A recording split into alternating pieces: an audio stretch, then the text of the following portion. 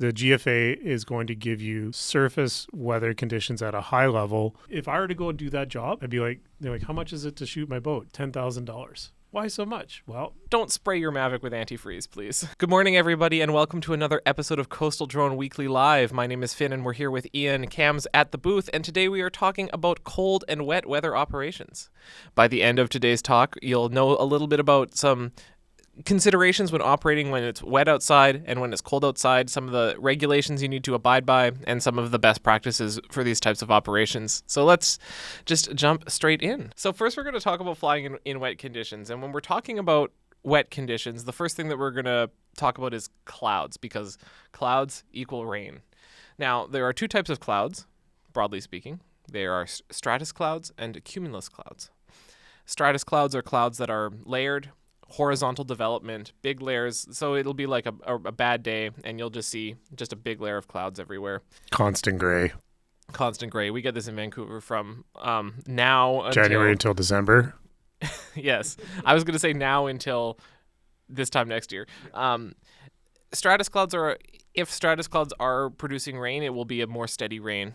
And these are generally associated with warm fronts. So when a warm front comes in, you could expect layered clouds and steady rain. The other types of clouds are cumulus clouds. These are ones with vertical development. They have convective activity, so the clouds develop into cumulus, so anything that's vertical. So like you'll see puffy clouds or towering cumulus clouds for thunderstorms. Precipitation out of these types of clouds will be showery precipitation, on and off precipitation, and they're generally associated with cold fronts. So you'll see that both cold fronts and warm fronts, you're going to have some clouds and some precipitation. And the key thing to point out between the two is like you mentioned, convective activity. Convection equals wind. So you're going to have updrafts, downdrafts, and pressure differentials are typically what's happening. Somehow the air is getting lifted up, and that can be from thermals or watch our course about weather and you'll learn a little bit more. There are numbers of different types of clouds. Cirrus clouds are the high-level clouds. I think it's 20,000 feet-ish. This is an example of cirrocumulus clouds. So this is like, sometimes they call it popcorn or mackerel cloud type. And these are very, very high-level clouds, ice crystals, but they're vertical development. So there's some sort of vertical updraft. Mackerel or macaroni? Mackerel, like the fish scales. Oh. Another type of cloud, sometimes you can have them together. You can have stratocumulus clouds, so a big layer of cumulus clouds. The one to really be concerned about as a drone pilot is if there are forecasted for nimbostratus clouds. The word nimbo refers to rain, refers to precipitation. So if you are looking at a forecast and it says nimbostratus clouds, you can be relatively sure that there will be some sort of precipitation that day. Now, why does precipitation matter for drones? We'll get into that in a moment.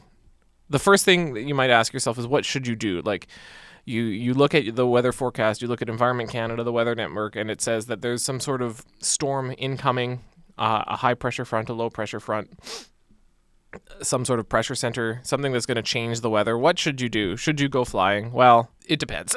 So when we're talking about drone operations are generally, compared to other types of aviation operations, drone operations are often quite isolated. They're in a very, very localized area. That's why when you read the AIM, in the drone section, they make a distinction between macro and microclimates.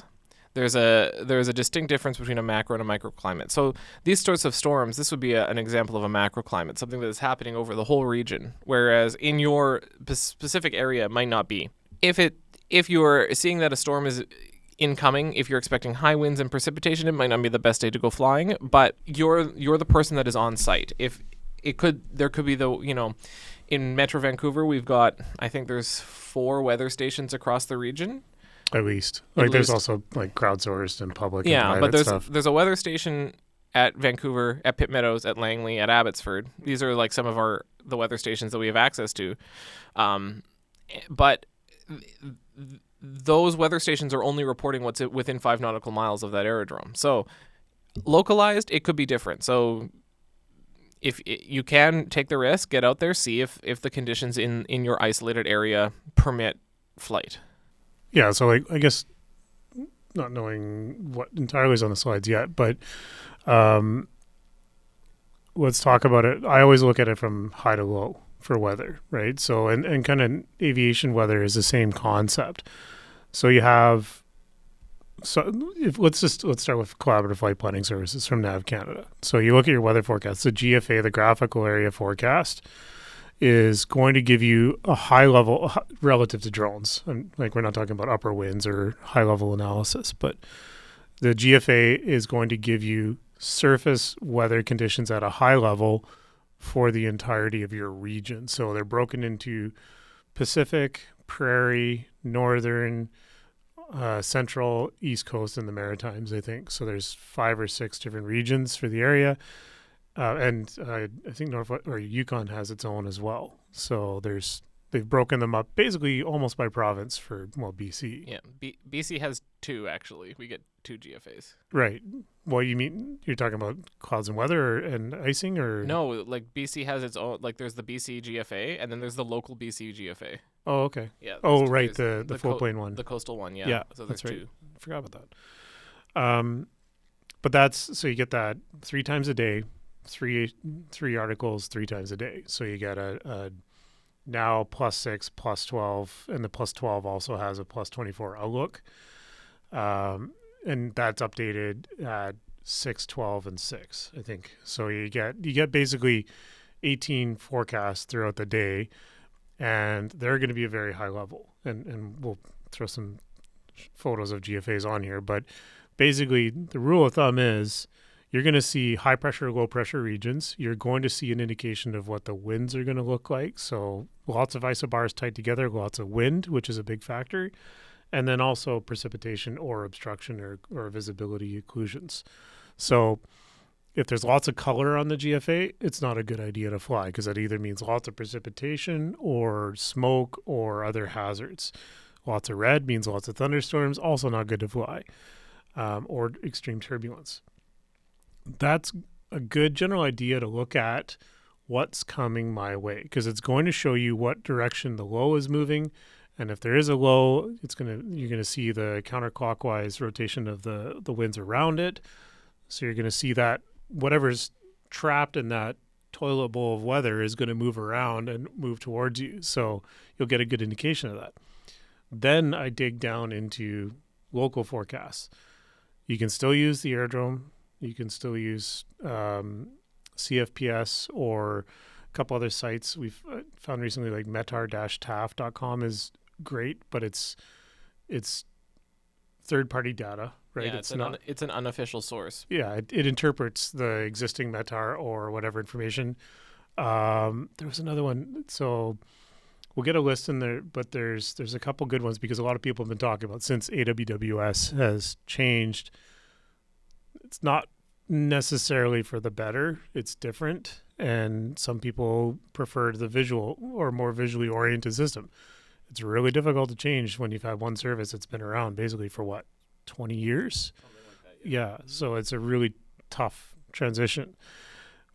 I've become accustomed to using Windy quite a bit, and I pay for it, and it gives you a couple really useful things I find for both drone flying and for real flying. Helicopter flying. When I'm in near the clouds, personally, physically, I want to be really sure about the weather. The meteogram is you take a side profile, like a sonar graph of the sky above you in your area, and then it stretches it over time. So it's a side graph now and then into the future, and it will show you what the ceiling's going to look like as time changes. So you can see, is the ceiling going to be to the ground, which is what affects airplanes and helicopters, or is it going to start lift? And you can kind of see what layers there are. So it'd be, imagine if you had like a side scan sonar for the sky above you, and it's really useful, because when I look at a table full of numbers, I see numbers. I don't like it. I have a hard time visualizing that. But when I see that, a visual indication of what it's going to be, that's great, because it's almost as good as just looking outside. So windy.com is a great tool for the more local, because then it starts not only taking actual weather stations, but it also takes model data. And you have a choice between 4 different global models that are all estimations of what the weather is going to be.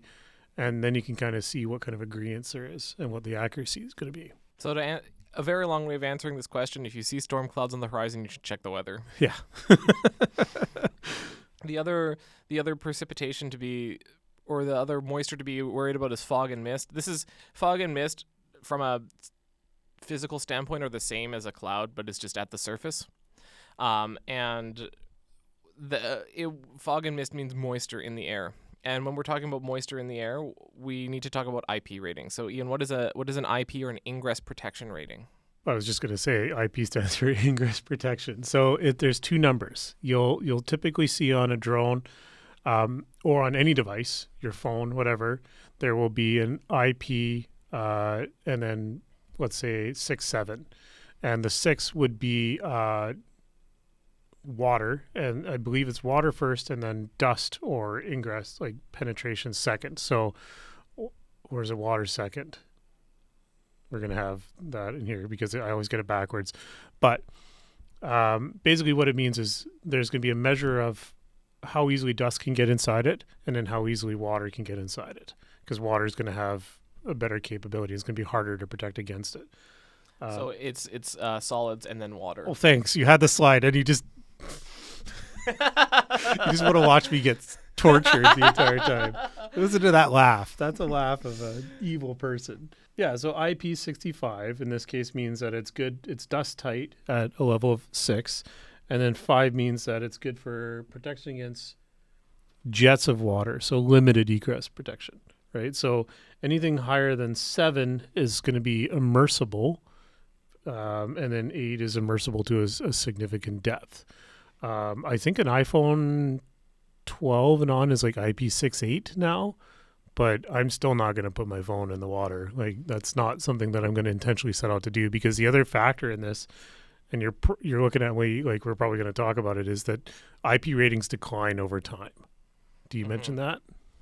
It's not directly mentioned in this slide, okay. But yes, IP ratings do decline over time as you drop your phone and then a crack opens up or a gap splits open, or you fly your drone a lot and the motors shake it something loose, and then you don't have the ingress protection anymore. Yeah, so all the rubber dust seal or gaskets on your phones, like say you change your screen on your phone, guaranteed the thing is no longer waterproof or water resistant, because it's probably an aftermarket gasket that you've put in, right? Unless you bought everything Apple and then followed the original process and gone through the heat transfer. Sent it to Apple. Yeah. And even then it's a refurb. I don't know. Like, if it's gone to Apple and they've got Apple Care, sure, send it. But like I said, brand new phone, I'm not going swimming with my phone.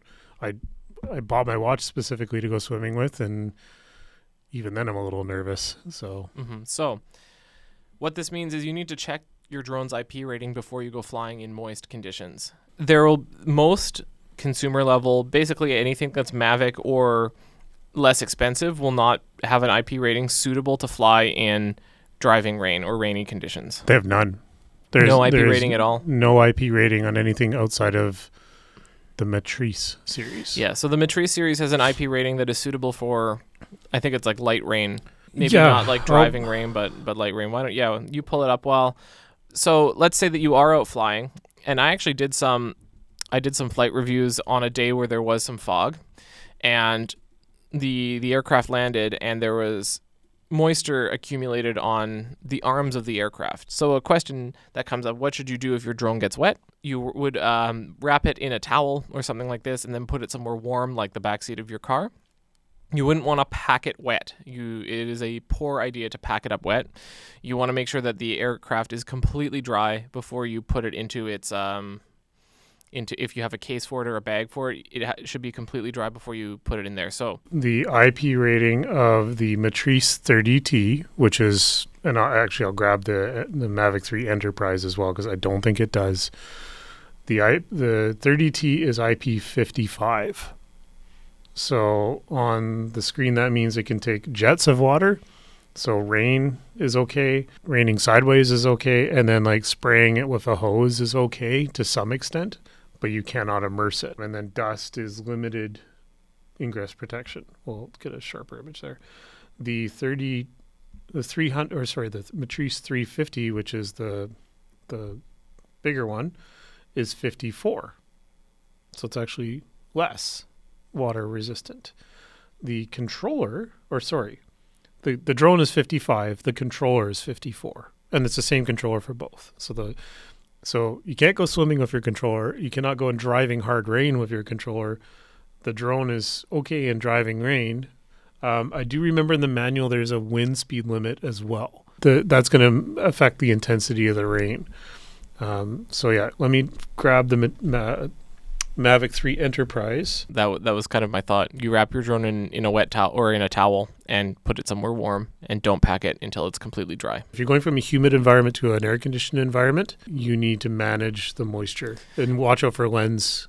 Yeah, because if you walk in, like probably anybody who wears glasses, it's like hot and humid outside. You walk into air conditioning and then your lenses fog up. You can't see anything in your glasses. So yeah, there's no mention of an IP rating on the specifications. There's no mention of an IP rating for the Mavic 3E or the 3 Thermal. They're the same airframe. Then a follow-up question. It is pouring rain outside, but I still want to go flying. Can I go fly indoors? Indoors? Indoors. Oh, sure. Any restrictions when we're indoors? No, of course not. Which drone are you talking about? Any drone. Okay. Yeah. No, there is. This is a loaded question. But so let me broaden it. Do the cars apply to an aircraft that is operated indoors? Maybe if it's an airplane. To any RPAS? No, absolutely not. CARS Part 9 does not apply to any indoor operations. Once you are within a structure that has 3 walls or more, and a covered roof, the debate is out on whether that's a temporary or permanent structure. But if you are in an enclosure that has 3 walls or more and a roof, then you're indoors. Yeah. And then so the Canadian aviation regulations don't, I don't want to say like don't apply, but they don't apply. Common sense, yes, and safety does. So yeah. Common sense and safety does. So to that end, a piece of equipment that people sometimes use when they're indoors, and we would sometimes recommend, is a set of propeller guards for your aircraft. Yeah, definitely. Not only will this protect your propellers in the tight spaces, but if there's other soft things like a person, then it will also protect them from getting. These things don't tickle when you get bitten by them. So a set of propeller guards is always a good option for indoor flights. Yeah, and quite a few drones that are good options for indoor. For example, the Avata 1, the Avata 2 have prop guards on them already. Rumors are out there that there's another one potentially coming out. Actually, there's a teaser out for it. There's not rumors, and this is actually what we're going to talk about now. So There's a new drone that was teased by DJI, and the name they have said officially is the DJI Neo. Yeah. And it is... Couple retailers kind of spilled the beans on it too. So you've probably seen photos of this aircraft, and so it is not confirmed, but it is most likely that this aircraft will have enclosed propellers. Well, and by the time this goes live on YouTube, it's out. Yes. So So we are speculating, right? We keep reiterating, I don't have any inside track on this stuff. I follow the same Twitter feeds that everyone else does, and the same X feeds. Okay, sorry, X feeds. Jasper Ellens, 27, is really good at sussing this stuff out and finding out about it. So DJI Neo, it's a sub 250 gram drone. Are we finished with other? We're going to kind of circle back on a few things on this. Okay. Yeah. So DJI Neo, it's 135 grams. It's a sub 250 gram drone. It has prop guards that are removable, the upper and lower side of it. Future audience now, most likely, from my understanding, and I'm probably going to get this wrong because I haven't looked too much at specs, we are getting our hands on one as soon as we can. We will do an unboxing. We will do a first impressions. And here's the better, I know this is a few weeks from now, but here's the reason why I'm excited about it. It's sub 250 grams. That means that you can fly it pretty much anywhere that is not Class F restricted airspace or subject to a NOTAM or a CYR, a temporary CYR. Of course, you need to fly it with respect to CARS 900-06. You need to fly it safely and not be a hazard to any person or any aircraft in the area. So you are still going to want to fly it, as a rule of thumb, in line of sight, less than 400 feet, and not really over people. Right? So you got to be reasonable in what you do and where you fly it. But one of the biggest things with it being a sub 250 gram drone is you do not need a pilot certificate to fly it. So you don't need a basic, you don't need an advanced, even for commercial operations. It's going to be an awesome way to get into drones and get into, my understanding is FPV flying. I don't know for sure yet if you can fly at FPV, but I've heard that it supports the goggles. And this is where a review and first impressions will confirm all this. So that probably is already out on our YouTube, by the way, we future and past scheduling, but so check that out. But my understanding, and hopefully past future Ian has now confirmed this, but whether or not it supports full acro mode or at least FPV style flying, because you can take a Mini 3 and a Mini 4 and a Mavic, you can compare it to the goggles and fly it like an FPV drone, but it's not really an FPV drone. This drone hopefully can be flown like the DJI FPV, like the Avata 1, like the Avata 2, like any other custom built drone. But being a DJI product, you know it's going to have good battery life and it's going to be a smart battery. It's going to be reliable. And I think the camera is very similar to what's in the Mini 3, Mini 4 Pro. So pretty good camera. It also has a button on the top and it's got a bunch of different stuff. And I believe the drone will not fly. Well, it will fly without the use of a controller, either through gestures or voice or something else. I don't know that yet, but it talks when you turn it on. So I think there is voice commands, which I'm not sure how that's going to work. Like, how do you tell it to land once it's flying and screaming? Like, how does the mic counteract the noise of the propellers? Maybe you just use the mic on your phone. Yeah, maybe. That's a good idea. Like, maybe you have to have an app paired to it. Yeah, and you just talk into your phone like you're on a phone call, and then it can interpret. Hello, DJI. Please do this. One of the other things as well, and this is exactly kind of what the next slide is going to cover, is like one of the biggest things that I found with trying to fly FPV is obviously, like we were talking about before, it rains September to May, give or take. If this, by the photos that have been leaked online, that this drone seems to be super small and can basically kind of, my understanding is potentially set it up indoors and be able to still practice the skill of FPV without a big Vada floating around your house. Oh, totally. That's right. So the video that we're got on screen right now, this is an example of another drone that is a tiny whoop. So these are small drones that are flown FPV that can be flown indoors and honestly should mostly just be flown indoors. And you can, this is like a nano. Yeah, you can really practice the skill. And because they're small enough, you can do things like go under chairs or through tables, like it just goes here, or do flips and tricks and stuff. And it's small enough that it can fit through these places. And also, if you accidentally run it into something, it's probably not going to break it as much as if you ran an Avata into it. So the cool thing about this is probably like a 1S size drone, like a really tiny battery and limited flight time.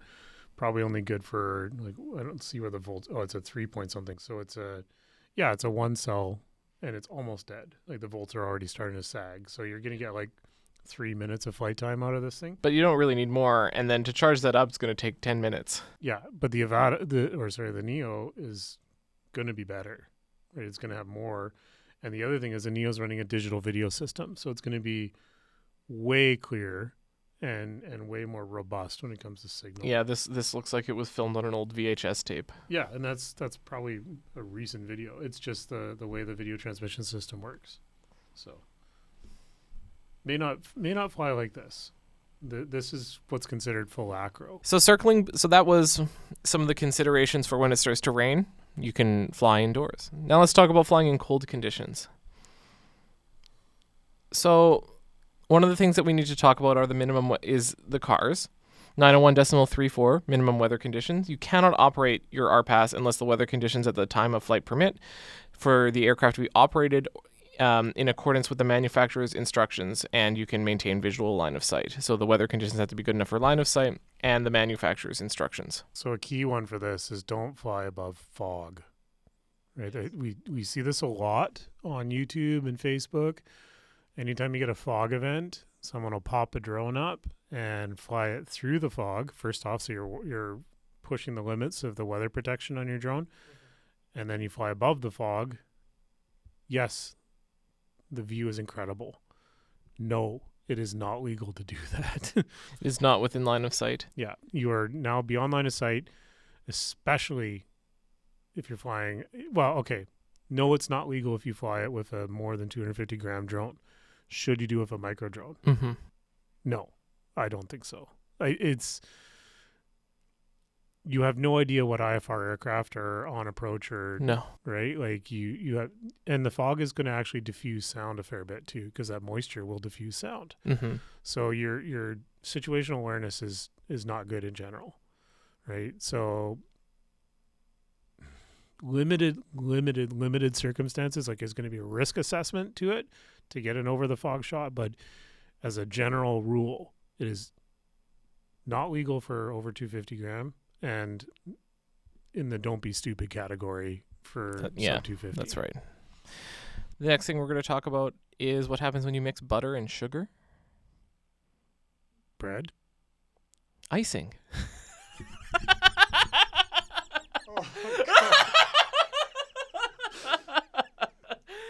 Where's my swear button? We're gonna talk about if there's moisture in the air, water droplets can become super cooled, which is where the water droplets are below the below zero in a liquid state, and then if they hit something that is also below zero, the water will freeze instantly. This is called icing. Aircraft icing is bad. Aircraft icing brings down jetliners, and it can form if you are flying in a moist environment here. Icing can occur basically at any temperature. If the surface temperature is below like 15 degrees, icing can occur.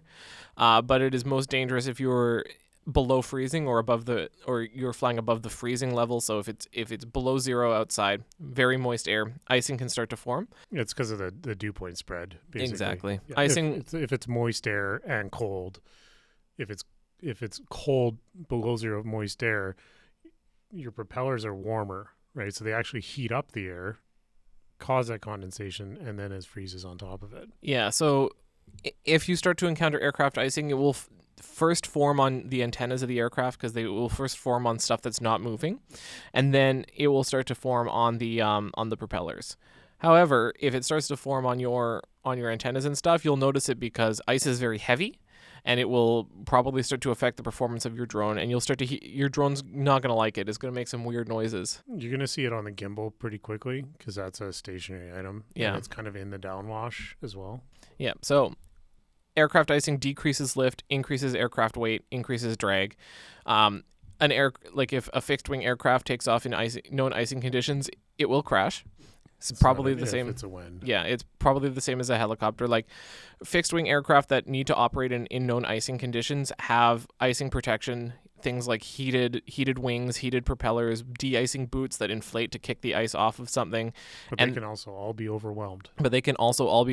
And you've probably, if you've ever taken a commercial flight in Canada, you'll know from October to February before the flight, you get sprayed down with that green liquid that is de-icing fluid.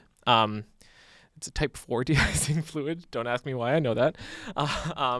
And that What are the other types, Finn? There's 4 types. There's type 1, type 2, type 3, and type 4. What's the chemical differences between them? Oh my gosh. So we're not gonna get into that. But that is de-icing fluid that they're spraying on the aircraft to prevent ice from forming as the aircraft is sitting on the ground. And actually, if you were then to get a delay, like if for some reason, like let's say some fog rolled in and the aircraft couldn't take off, if it's been more than 45 minutes, they might have to respray. Yeah. And it's not cheap to spray a plane. De-icing fluid is very expensive, and it's extremely toxic. It's very, very toxic to the environment. Oh, type 1 is just antifreeze. Glycol. Yeah, it's just glycol. So type 4 is a little bit different. But we don't have access to this as a drone pilot. It is not recommended that you spray your drone with antifreeze. Your Mavic. Don't spray your Mavic with antifreeze, please.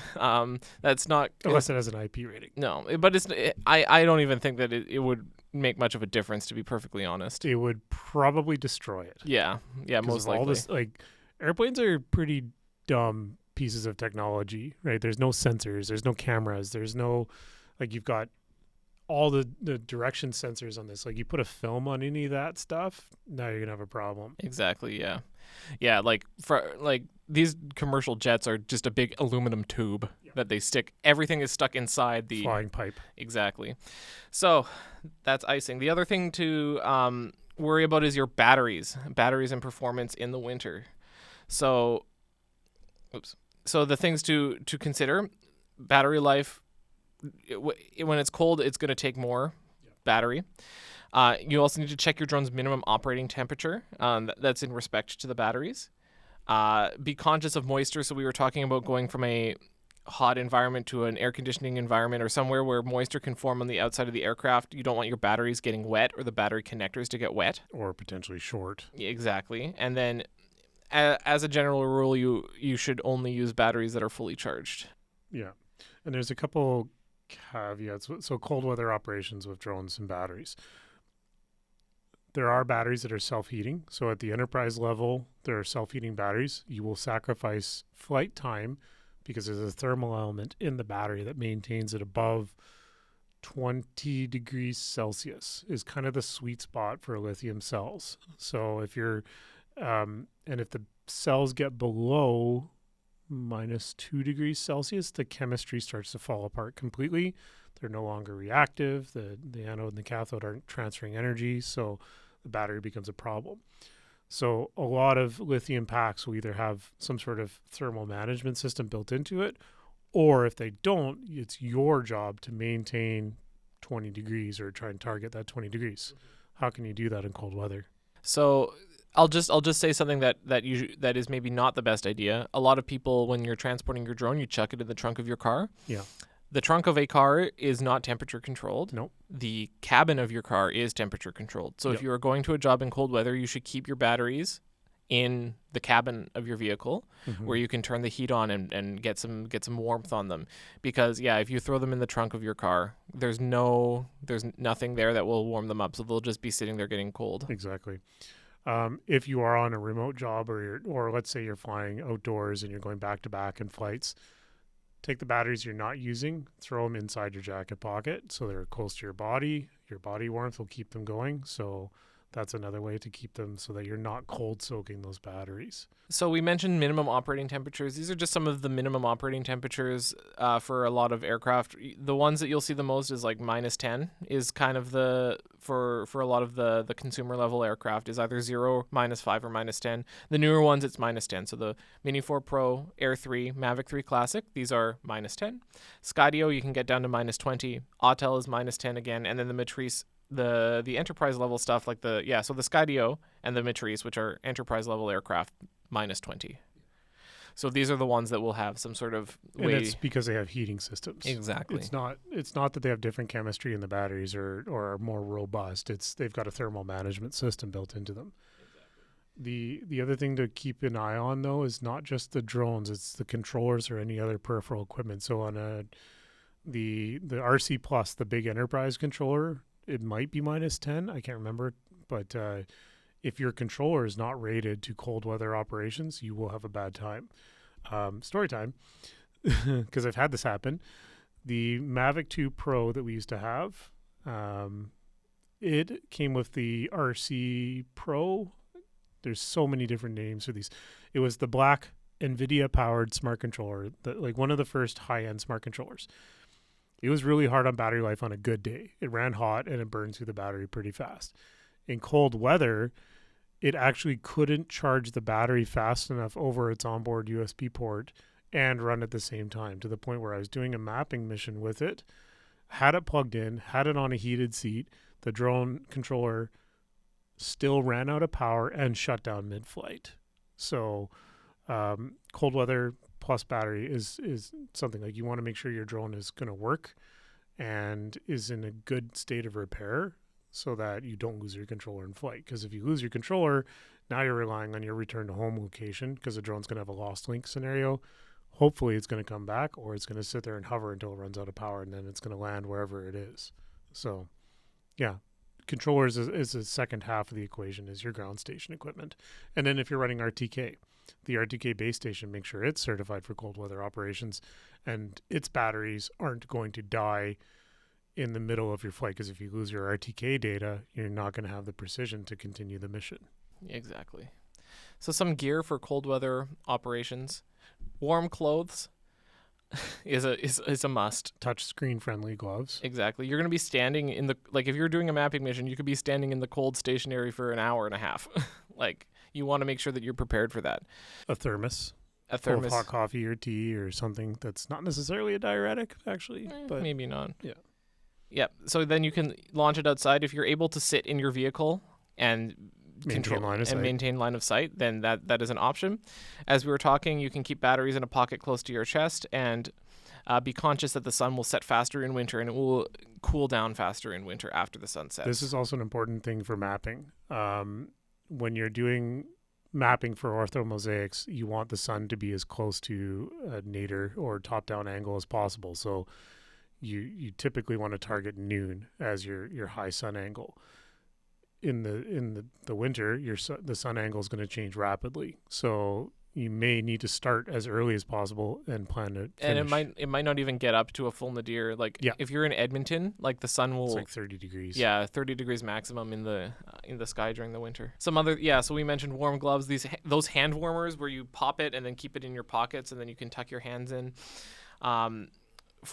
There's a couple types of gloves that work good. Ones are like hunter's mitts. They're normally like mittens, and then you can take the mitten off, and then they're individual fingers, and then your fingers are exposed to use touch screens. Or you can get a set of gloves that has touch sensitive fingertips on it, because like a normal pair of gloves, you won't be able to manipulate the touch screen.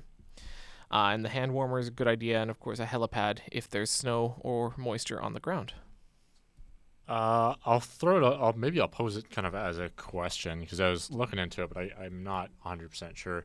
What about any sort of like potentially battery powered like hand warmer, or like is there any like battery, like almost like a nylon like battery cover, battery casing that you can, like, obviously not when the drone's in flight, but just when the batteries are kind of sitting? Is there anything kind of like that?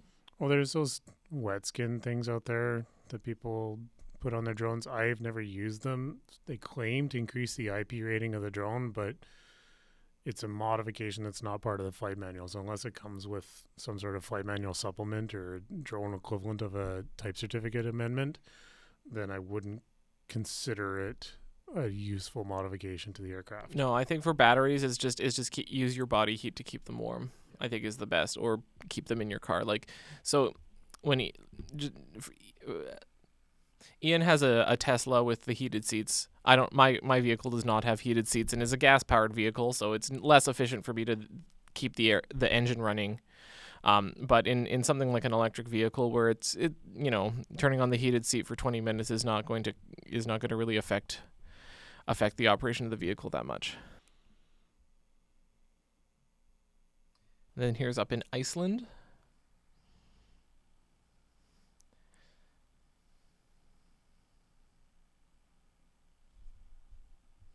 That was really close.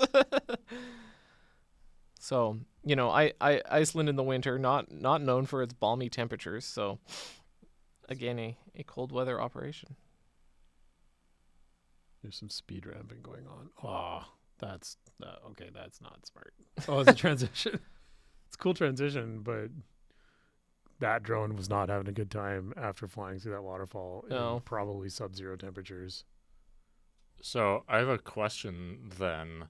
If you're on a flight, say for instance, and it's like FPV, where you don't have direct like it takes you can't just like stop the drone, for instance, and relocate it. But like, what would you do? Should you immediately like land if like you're in flying an environment in some fog or something like that came up? Should you kind of immediately come back to where you took off and then try and get that moisture off, or keep flying? Or you should, yeah. If the drone's got wet and you don't have any ingress protection, get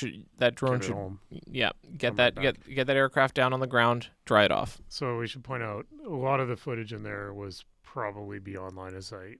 It's in Iceland. I don't know what Iceland's drone laws are. I think it's EU drone laws. Okay, so that's going to be line of sight, and like the problem with that is they're going to lose visual line of sight because it's going in and out of structures and around, so it's below. There's some Canadian laws that are probably going to improve on that because of we've talked about this in the past, where there's sheltered airspace, so you're near structures and everything else. There's still a debate whether or not terrain can be considered a structure. So if you're below a certain point or whatever, but this is not like that.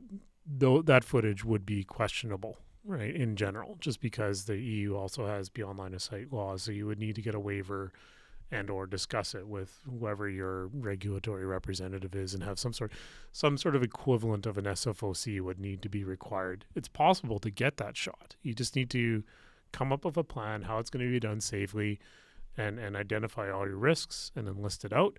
And then it's totally legitimate to do that kind of flying, but it's not in the normal rule set at the moment. So that's our talk here on cold, wet weather operations. So let's open it up to questions from the chat. Nothing so far. I'll talk about it quickly and then we'll tag it onto this video. I watched a video the other day of a Safe Haven Marine put out a video. They're testing I can't remember the name of the vessel, but it's a 70-footer catamaran. And they're out in a 37 knot gale.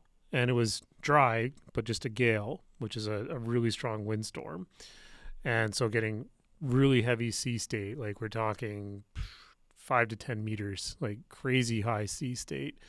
And so the boat is just rocking. And the point is Safe Haven Marine makes boats that are designed for really rough offshore weather. Some of them I think have been designed to actually self-right after capsizing. They built what was that one called? The Sea Shepherd? They built it was the Sea Shepherds, the Greenpeace group. They have used a trimaran or something. Yeah, they had a trimaran. Yeah, it did an around the world sailing. It was a motor yacht, but designed for, again, rough, and then it did some anti-whaling activity. So this new one is faster. It's more luxurious. It's more of a power cruiser. Anyway, they were shooting drone footage of it. And they're using a Mavic 3 or a Mavic 3 Pro. I can't really tell, but this is a 37 knot gale. It is blowing. and hopefully the video is playing as we're talking about here, but you watch when they go in to recover the drone, they're using a net on the foredeck because there's no way they're going to hand catch this thing. No, and then they bring it down with a net, and the drone is soaked from the sea spray. Yeah, which that's saltwater. Saltwater in electronics is even worse than normal water in electronics. This thing is a write-off. You cannot assume this thing's safe to fly. No, but they got the shot. Yeah, and again, we don't know where it was shot, right? If it was in international waters, then you can kind of do whatever you want. Sure. Okay, let's go with that. But yeah, it's same thing. There is no IP rating on any Mavic 3. We confirmed that. So should they have used a Matrice? Probably, but they wouldn't get the same shots because the Matrice camera isn't as good as the Mavic cameras. There's a trade-off. So then you think, was that a $6,000 shot? Yeah. Yeah. Oh yeah. Oh yeah. The video's gone viral for sure, and it's super cool footage. And yeah, no, it's a good behind the scenes as well, because you can see the poor guy that's flying this thing. First off, the guy's crazy. He's flying it with the RC2 controller, not even a smart controller. So, and frankly, the gimbals on the RC controller aren't as good as the gimbals on the RC Smart or the RC Pro or the Plus. So the level of precision you get probably doesn't really matter in this circumstance, because I'm pretty sure he's basically got full stick in one direction to keep this thing going. But yeah, it's and then bringing it back in, and you watch the drone is at like a 45-degree angle to hold its position with GPS, and they basically just bring it down and net it and then bring it on board.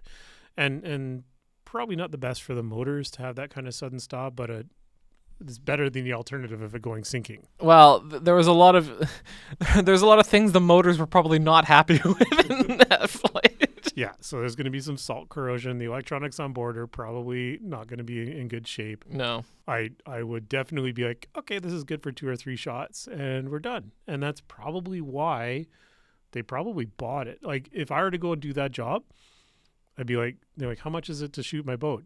$10,000. Why so much? Well, we're buying a drone for this job. We're going to do this job, and then that's it. The drone is toast. That drone's cooked. Yeah. Yeah. Any questions from the chat? Nothing. So far, nothing. I'll pose. We're running a little bit out of time here. We got about 5 minutes left, but I'll pose a quick question. So, like on the note about salt flying as well, what would be and this kind of relates to wet weather and that, but if you're flying on the coast, for instance, and you get like salt water, like I'm not sure what the proper term is called, but it's like the wind spray of the ocean. Yeah, like And salt from the surf. Yeah, Ocean exactly. spray. Yeah. What would be the kind of correct procedure or correct, yeah, I guess the kind of correct course of action Yeah. for that? You'd have to wipe it off for sure, but salt water and electronics do not mix. If Yeah. if you have any indication that the electronics have been affected by the salt water, then that aircraft is probably Conformal coating. Yeah. Prevention is the only cure is prevention. exactly. Right? There's So either don't fly near it, build the drone to tolerate it, or accept the fact that you're probably going to be replacing components. Yeah. Or getting premature corrosion. Yeah, like if like you take a look at like even the larger drones, but like the Mini 3, for example, it's got the electronics on the motors are partially exposed. Yeah. If those got any salt water on it, I wouldn't trust that aircraft to fly properly anymore. No. I've done a fair bit of over ocean flying, but it's good weather, dry conditions, and nowhere near any kind of risk of salt spray coming back on the drone. Thank you very much for joining us on another episode of Coastal Drone Weekly Live. If you like this video, you can hit the like button. If you really liked it, want to see more videos like this, you can hit the subscribe button. I've been Finn and here with Ian, Cam at the board. Thank you very much for joining us. Have a great rest of your day. And tell us if you like the puns or not, because I didn't. There's a limit to dad jokes. You're not even a dad. Bye. See ya.